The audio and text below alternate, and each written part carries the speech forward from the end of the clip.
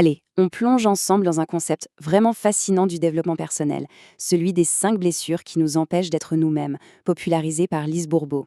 Voyons ça comme une sorte de boussole, pour mieux se comprendre, pour mieux naviguer dans nos propres émotions. Qui n'a jamais vécu ça, hein? Ces moments où une émotion nous envahit complètement, où on a une réaction qui semble, même à nous, totalement disproportionnée. On se sent comme dépassé, comme si ce n'était pas vraiment nous qui étions aux commandes.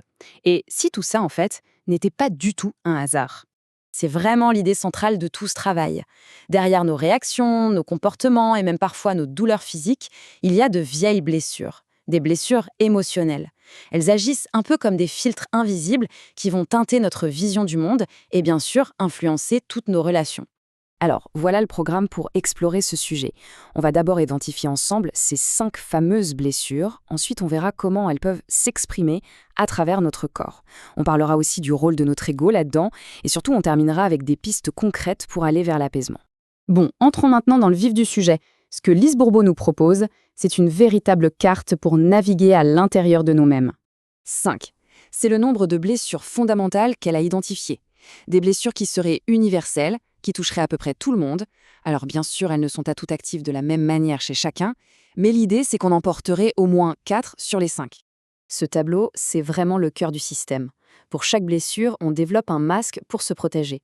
Par exemple, la blessure de rejet va créer le masque du fuyant. C'est la personne qui a tendance à s'effacer, à se sentir illégitime. La blessure d'abandon, elle, va donner le dépendant, qui a sans cesse besoin d'attention, terrifié par la solitude.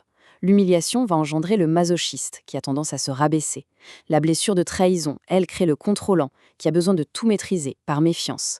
Et enfin, l'injustice forge le rigide, qui veut que tout soit parfait pour ne jamais être pris en défaut. Et ce qui est intéressant, c'est que chaque masque vient avec des attitudes et même des traits physiques spécifiques. Et là, on aborde un point qui est absolument crucial dans cette approche. Notre corps ne ment jamais. Il est le miroir de ce qui se passe à l'intérieur, même quand on essaye de le cacher. C'est ce qu'on appelle la somatisation. Cette citation résume tout. Chaque petite tension, chaque douleur, chaque maladie même, est en fait un message. C'est une invitation à regarder ce qui se passe en nous, à écouter nos peurs, nos besoins qui ne sont pas exprimés. Regardez par exemple cette posture typique du rigide, associée à la blessure d'injustice. On voit un corps qui est droit, tendu, presque raide, les épaules sont carrées, la mâchoire souvent serrée. C'est comme si tout le corps se mettait sous tension pour attendre une forme de perfection, pour être absolument irréprochable. En fait, chaque partie de notre corps a son propre langage. C'est une vraie cartographie émotionnelle. Des douleurs aux épaules, ça peut vouloir dire qu'on a l'impression de porter le monde sur notre dos. Des tensions dans les mains, peut-être une difficulté à lâcher le contrôle. Et une rigideur générale, dans les articulations par exemple, c'est souvent le signe que notre ego est sur la défensive, qu'il se crispe par peur de souffrir. Et ça nous amène directement à l'acteur principal de ce petit théâtre intérieur, notre ego. C'est très important de ne pas le voir comme un ennemi. C'est plutôt un mécanisme de protection, un gardien un peu maladroit qui, en voulant nous aider, nous maintient en fait dans la souffrance.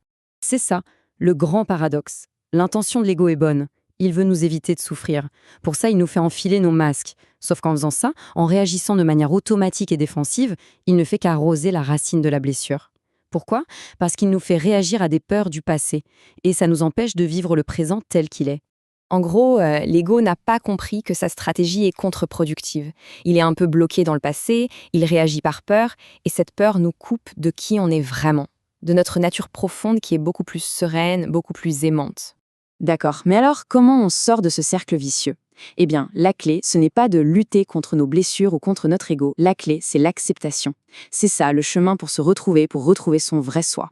Vouloir éliminer une blessure, c'est une autre forme de rejet de soi. La guérison commence vraiment quand on arrête de se battre et qu'on commence à observer nos blessures avec bienveillance, avec conscience. L'idée, c'est de mettre de la lumière sur nos zones d'ombre. Concrètement, ça se passe comment, l'acceptation ? Ça peut se faire en 4 étapes. D'abord, la conscience. Juste observer ce qui se passe en soi. Tiens, là je sens que c'est ma blessure de rejet qui est activée, sans se juger.